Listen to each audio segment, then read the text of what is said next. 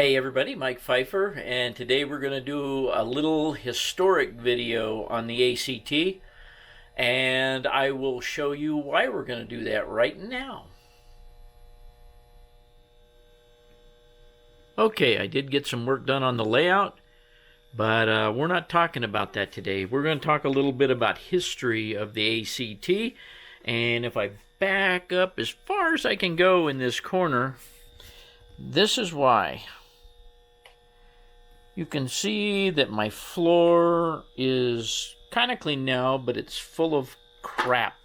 And what I'm trying to do is get rid of crap. I'm trying to reorganize, trying to get rid of things that I don't need in the way of like scenery materials, and then move some stuff out of here that I don't need in the train room and probably won't for quite some time. Put that in storage containers, put it out in the shed. Just get rid of some stuff. I've already thrown out a small, like a 5-gallon garbage can full of crap, just junk. I mean, it was basically just junk. And I'm reorganizing. And let me spin around here, trying to get this bench cleaned off. You notice the lack of my iPad, which I was using for music. Now I have this. Hang on. Hey Google, play 103.9. Okay, here's KGRT 104 on TuneIn. Okay, copyright. Hey Google, pause. Anyway, so now I've got a Google Home Mini out here. We got a couple more of them, one for her sewing room and one for out here, so I can listen to music or I can pull up whatever I want. Anyway, this is all cleaned off. And then if you look over here where the models are, you'll notice a lack of something. I'll give you a guess. Probably most of you have already spotted it. All the paint cans are gone and the air cans and stuff. I do have a couple of models here that go back on the layout when I get that far. But what I did was, or where I started was, I cleaned off this cart. Got a lot of crap off this cart that I don't ever intend on using, such as snow and fall colors. And I'm going to put those out in the shed. And I have now put all my model paint in this container. And I've put the railroad models that I still have down here, and my Cato Unitrek stuff at the very bottom. I've got a pile of paintbrushes I need to do something with, there's just all kinds of miscellaneous things I have to do stuff with. So as I scan around here, you'll be able to see how I've sorted trees. I've got all my trees and my scenery materials put away in the taller bins way down there. These trees that are laying on the floor will be for sale on our used page, as well as the traffic signals there and that model kit and that MRC power pack. I'm trying to get rid of all of that stuff. The stuff all laying here is going out in the shed. Sorry for my throat again. This cabinet here has pretty much got stuff in it that I've always had. It's electronic parts. It's all kinds of mementos and things. And to get to the point, speaking of mementos, when I got down to this bottom drawer right here, it's full of things. And I'm going to show you what kind of things, and we're going to talk about the history in here. Okay, the first thing we're going to talk about, and we're going to just go over it real quick, was this book. These are handmade, and they're clay. And I created this book when I first started on the first layout. And here's one of my cards that I made up, pasted to the inside in case I lose them all. And Robin was the first one that signed my book. If I can get a little better focus. And then I've had people stop and sign it. I've been real bad about not having people sign it. This gentleman has passed away. Anyway, there's just all kinds of guys around here. And then I started doing the kids' handprints in here every year. It's not a big deal. I thought I would really keep this thing up to date as people visited, and I just never have. But the book itself is cool. One thing we'll start on to is this deck of cards right here. Doesn't mean anything to anybody that comes in this train room, but I got that deck of cards when I rode the Super Chief to San Francisco when my dad was working out there. Now, all of that aside, let me go start into history. Okay, starting in the history part, you can see that we moved into this house in 1991. And you can see that it didn't take me long to get started building a train room in here. The HO layout was the first one that I had in here because I was in HO when I came down here from Albuquerque. Then you can see that in 94 I went to an N scale. So let's take a look at the HO layout. Here, this is the front part of the book is the ACT2, which was the N scale, and I don't have a lot of history things on the HO. Hang on one second. Sorry for this. Thought I had my stuff together. And here's the beginning of the HO. And here was the track plan. This was the doorway. Before we moved it, we did move the doorway. Used to be up towards the front of the room here. The room was smaller back then. And I had a bridge, a double-track bridge across the doorway. This was Albuquerque, obviously, and you can see McIntosh and Willard and places around Albuquerque that all comprised the ACT, or Albuquerque Carnuel Tijeras. That was the track plan. Somewhere I've got some pictures of it, and I'll try and get you some of those a little later on in here. I've got a photo album. These are all just the blocks and the switch diagrams. Here's tells me what the blocks are in relation to the punch blocks that were underneath the layout for the wiring. This was DC, by the way. And this, in the other diagram, anyway, this is a loop that was inside the pantry over there, and I had a hole through the wall. And this was a staging area that came out onto the HO layout. And these were infrared sensors that told me where the train was, since that was in a different room. So anyway, that's kind of a brief history on the first layout, or the HO layout. I do not have any diagrams of the O scale layout that was in here. So I guess we're going to have to bypass that. This was the ACT2.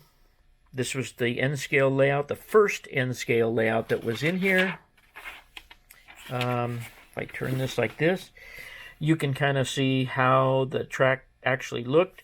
Doorway was in the same place. There was a loop here. This went down underneath. It was a yard. You'll see it in the plan. But this is all the above board stuff. There was access back here. There was a lake here that accessed it. This was 2 sidings on the 2 main lines. And here you can see it. Even back then I had the garage tunnel. So there's eastbound and westbound tracks. Nothing too exciting there. There was a lot of running on this layout, no switching whatsoever. But I could run some pretty long trains in here. Hang on a minute, trying to shift pages. Anyway, I don't need to get into that one. That was the block numbers. These are the switch numbers, obviously. And once again, the wiring diagram, where the wires went to the blocks underneath, and the colors of the wires that went to those blocks. Block numbers, block color codes, panel switches, power packs. My stamp,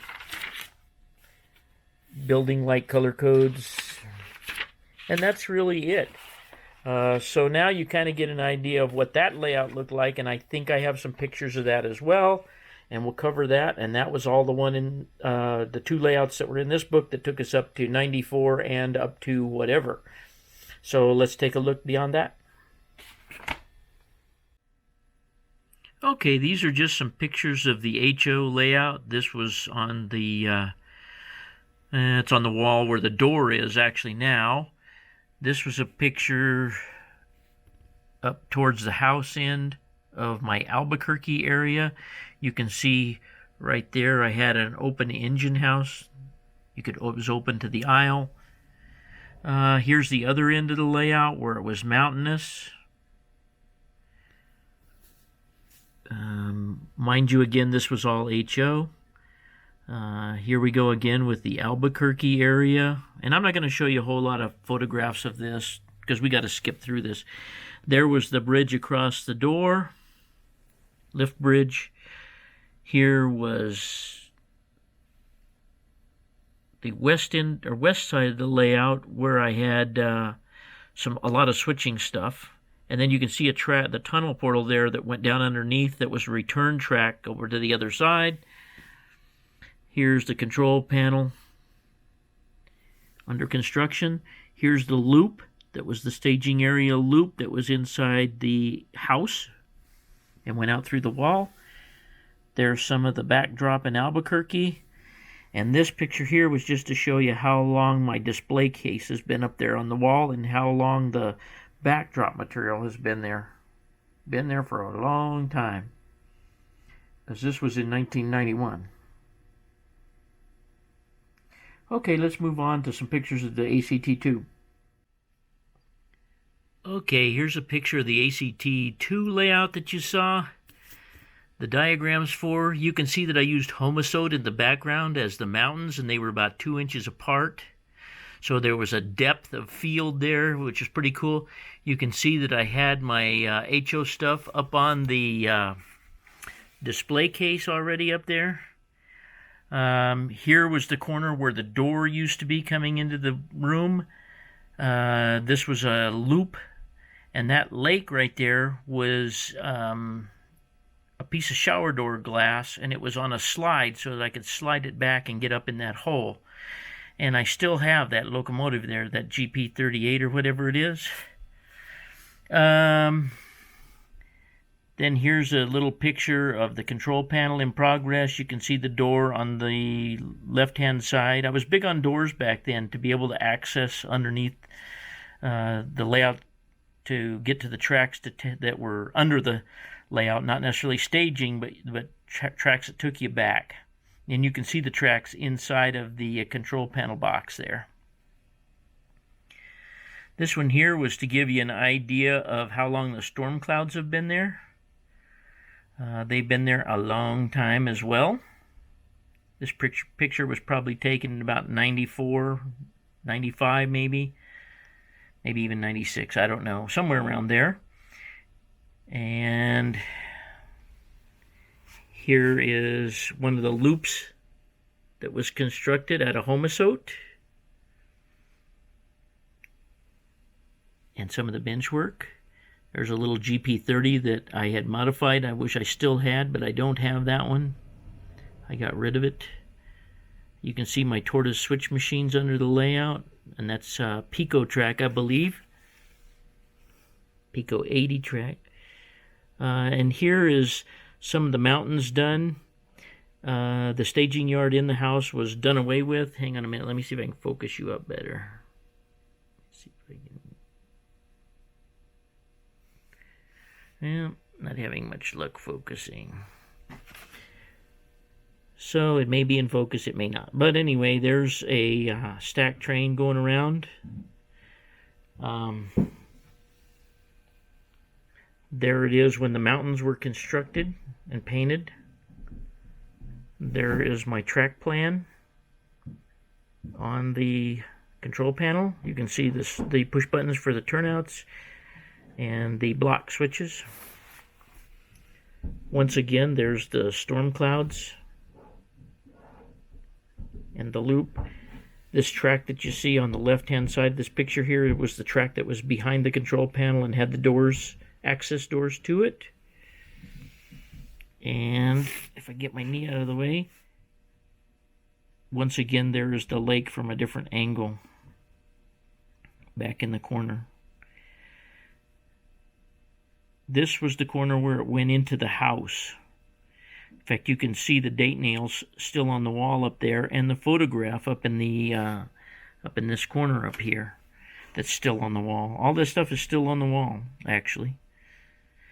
But anyway, and then this layout was removed, and there was another one built that I don't have any. Oh, I have got some pictures and something somewhere, but I do not know off the top of my head where they were. And it was a switchback kind of layout. It went up and downhill, switching back and forth across the room, and you were able to stand up in between the switchbacks. That layout was pretty interesting. There again, these layouts didn't have much switching opportunity or anything. But anyway, this one lasted till probably, I don't know, 96, 97, 98, somewhere. I don't know. I don't really remember. And I apologize for not having all the stuff together here. But I thought you might want to see some of the layouts that have been in here. Now I'm just going to show you or give you some more information. Well, let me give you some more information while we're talking about it. And I'll draw back here so I can sit up straight. Let me try and get you in focus. In between this layout that I just showed you, there was another N scale, as I say. Then I had an O scale layout in here that was modified twice. By that time, the room was changed to the doorway configuration I have now in the middle of the room here. There was a bridge that went across the doorway for the O scale.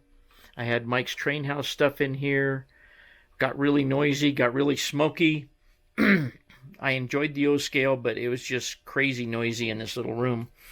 Got rid of the O scale. That was the same time that we actually started with my buddy. We started the retail shop that we had.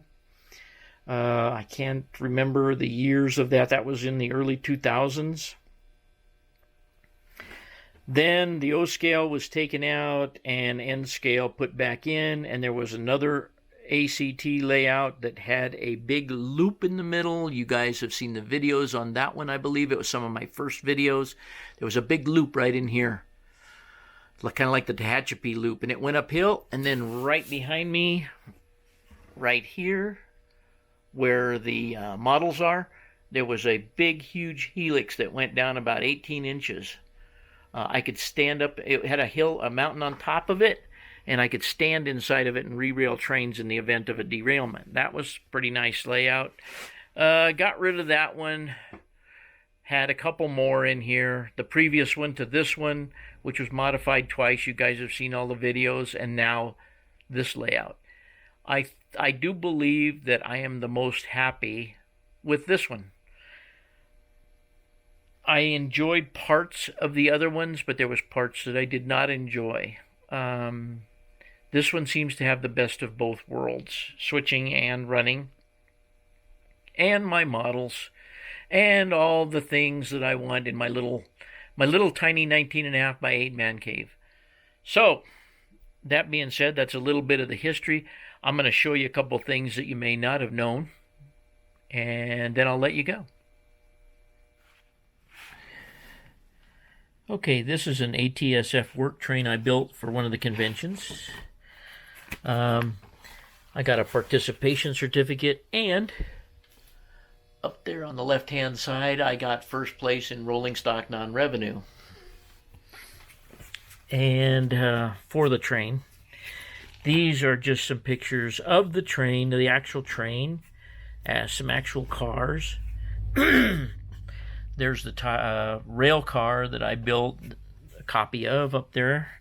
Here's an MOW car in the middle of this Santa Fe train in Las Cruces in 1960-something. And you can see that there was a park next to our depot, which is no longer there. It was obviously taken in either spring or fall. No leaves on the trees. Here's when I was scratch building the crane tender out of a passenger car frame, basically. Modifications I was making to the crane. More modifications to the crane. That's about it on that one. Let me show you one more.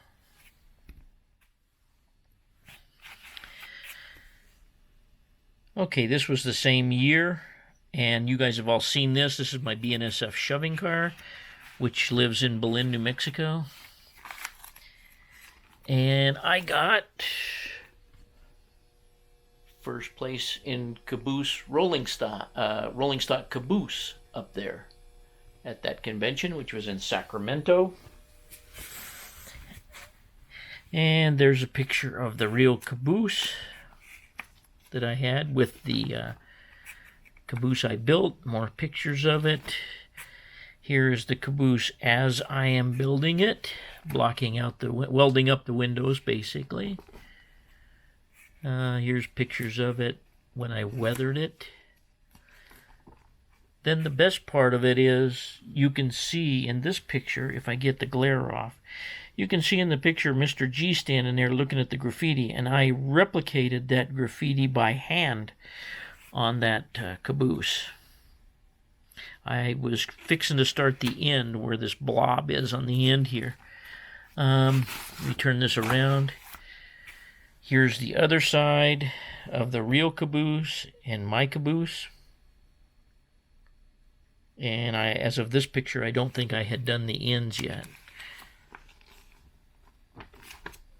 I don't have any pictures of the ends done, but you guys have seen the caboose. But anyway, that's pretty much it. That's just all I wanted to show you today about what's going on out here. And like I say, just trying to get this room cleaned up and get rid of some of this stuff that's never going to be used under the layout and that I probably will not use again. And by the way, this is a kind of unusual picture. I'm down here on my knees. Here's all my DS64s along in here in the back. And my new, new to me, my new Google is right there so that I can play music and listen to whatever I want to listen to. Okay, well, that's about enough rambling on and about enough crap about what I've done out here and what I am doing right now. Like I said, I have done stuff to the layout, but we're going to save that for video 71. And that's it for today. Okay, everybody. That gives you a little history of what's gone down here in this particular train room. And I hope you enjoyed the video. And as usual, thanks for watching.